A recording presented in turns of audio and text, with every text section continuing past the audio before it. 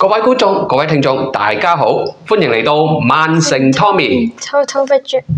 我哋呢個 YouTube channel 就係講曼城嘅故事，講車、講巴士，亦可以講生活。係啦，大家除咗可以 subscribe、like、share and comment，鍾意嘅話可以用 Super Thanks 去請我食杯雪糕，又或者請我飲杯咖啡都得㗎。仲有睇廣告支持我哋。好啦，大家一齊嚟睇片啦 Let's go。今日會講一個咩話題呢？話說呢，就一個比較嚴肅少少嘅話題啦。咁啊，話說就琴日開始或者前日開始啦，咁啊，大家都好關注噶啦，嗰個 BNO 白皮書出咗嚟啦，嗰啲內容啦，究竟對我哋有啲乜嘢影響呢？請睇片睇落去啦。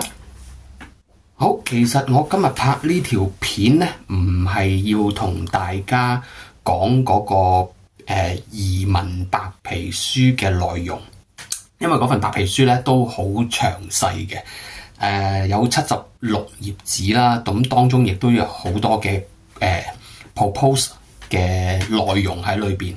咁其實亦都有好多YouTube 嘅 channel 頻道啦，都會有講到呢一樣而家嗰個移民政策嗰個白皮書會點噶啦。咁所以我詳細我唔會喺度同大家去分析，因為始終自己嘅英文能力或者理解能力啦，唔係去到專業級數啊。咁同埋亦都有好多嘅新聞嘅 channel 啊，或者係其他嘅 YouTuber 嘅 channel 咧，都有介紹過啦。咁所以我唔喺度重複，亦都唔喺度班門弄斧啦。咁好啦，咁其實咁我想講咩咧？咁我唔係講嗰啲內容㗎。咁其實我係想講翻自己嘅感受啊，或者係面對呢啲咁不明朗嘅前景之下咧，我自己有咩感覺同埋有啲咩嘅睇法啦。未入到正題之前啦，咁啊同大家分享下一啲生活上嘅小節啦嚇。咁啊嗱，如果大家已經係住緊喺英國嘅聽眾觀眾朋友咧，咁啊，大家喺4月啊、5月啊，而家開始咧，完全係咪感受到呢個春天同埋初夏嘅嗰種嘅好好嘅天氣啊？即係陽光燦爛啦，櫻花盛開啦，然之後就係日長夜短啦。咁所以有陣時，即係我呢2個月左右開始啦。開始出嚟跑翻步啊，因為好希望可以珍惜英國嘅春夏天啊，因為呢度嘅夏天咧，其實就唔會好熱，個太陽曬落嚟咧都係叫做溫暖啊，但係就唔係去到嗰啲皮膚係熾熱啊、辣手啊嗰種感覺嘅，咁所以係好舒服嘅。咁所以有陣時放假嘅時候咧，就會跑下步啦。咁有陣時翻工咧，如果翻早班嘅話咧，即係翻得早就放得早啦。咁就可以去放工之後黃昏時間或者黃昏之前咧，都可以跑到30-40分鐘步啦。咁如果係調翻轉翻晏收夜嘅話咧，咁可以有陣時利用到朝頭早啦嘅時間啦，就可以跑翻30-40分鐘步，跑完步出完一身汗啦，沖埋涼啦，先至準備翻工。咁所以唔知道各位觀眾聽眾咧，有冇你哋點樣去享受呢一個英國嘅春夏天咧？不妨喺下邊留言，睇下你哋有講下自己做緊咩啊？譬如有冇踩下單車啊、跑步啊、行公園啊、行山咁樣啊？咁好啦，咁啊講翻工黨阿 Keir Starmer 就呢幾日出咗嗰啲咁嘅移民政策嘅白皮書啊。咁啊，其實大家如果有睇相關嗰啲新聞或者 YouTube channel 都知㗎。大家最擔憂嘅係啲咩呢？由5+1變做10+1。另外就係嗰個英語水平嗰個要求，由以前嘅 A2 咧提升到去 B2。咁所以有好多朋友或者我睇到啲留言咧，就會真係擔心，喂，我英文唔係咁得嘅啫喎，或者喺香港嘅英文水平可能係得初中啊、中學嘅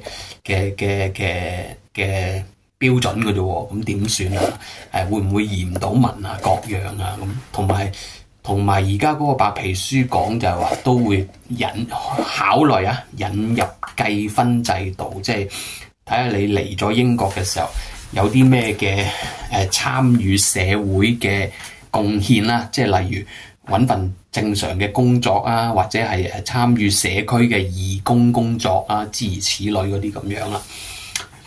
咁就我純粹講翻我自己嘅個人感受或者諗法啦。咁呢個白皮書係初步嘅建議嚇，係未落實嘅。咁所以如果要正式落實嘅話咧，亦都係要根據國會咧要3讀通過先可以變成法規嘅。咁英國佬做嘢咧就好多時就係由 proposal 至到真正變成一個正規嘅法律或者法規咧，其實當中有好多細節咧係會修改咗嘅。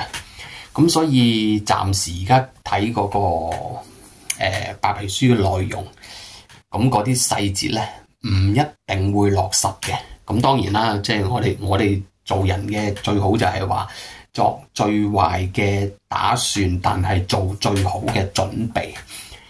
咁係咯，大家都係分享下自己嘅意見同埋感受啦。咁其實我聽到呢啲新聞或者呢啲消息咧，其實我就唔係好擔心或者唔係好憂慮嚇，亦都未影響我將來究竟係咯留唔留喺英國定係點樣啦？呢啲嚇我未諗到咁遠，但係作最壞嘅打算，咪即係我咪當變5+1變10+1又好咁可以做啲乜嘢最好嘅準備咧？作為一個生活喺英國嘅香港人，咁都係啦。有工作做嘅朋友，大家繼續俾心機工作啦嚇。如果係有啲朋友係唔需要工作，即係譬如已經有足夠嘅金錢啊、資產啊去 support 佢哋嘅退休生活嗰啲咧，可以考慮做一啲社區嘅義工，因為其實咧英國人嘅文化咧都好睇重義工呢個貢獻嘅。咁譬如喺啲學校做下義工啊，或者係去啲 library 啊，或者去一啲 museum 啊裏邊咧擔當一啲義務工作啊。咁就其實每個星期我認識有啲朋友可能每個星期返2日呢啲義務工作啦。嗱，咁最重要就係咩咧？最重要係揾翻個機構出啲證明或者係 certificate 證明你係有參與呢個義務工作。咁呢個係即係 in case 佢如果真係嗰個移民係要用計分制度咧，你有正規工作就梗係加分啦。咁但係如果冇正規工作咧，呢啲義務工作咧都可以加分嘅。咁好啦，如果另外面對呢個英語水平啊嗰個測試咧，咁如果暫時自己認為英文水平未係咁好嘅朋友咧，可以即時考慮或者參與啦一啲英文嘅輔導班啊、英文班啦，因為我都認識有好多朋友啦就喺唔同嘅城市、唔同嘅 council 咧，都會開設一啲嘅免費嘅英文嘅補習班，係啦，即係真係每個禮拜返2日啊，甚至3日學啊咁樣嘅，即係佢哋係由最初階去教導啦，然之後變咗中級啦、高級啦咁樣。咁其實呢啲英文嘅輔導班係好多時係 council 資助嘅。咁所以直頭係叫做免費啦。咁大家如果認為自己英文水平未夠好嘅話咧，咁不妨去你自己住緊嘅 council 裏邊咧，去發掘一啲呢啲英文班啦。咁呢啲英文班唔係淨係 for 香港人㗎，係 for 一啲全部係英文並非母語嘅民族嘅市民去參與嘅。咁呢啲可以喺你自己住緊嘅 council 嘅區域裏邊咧搜尋下啦。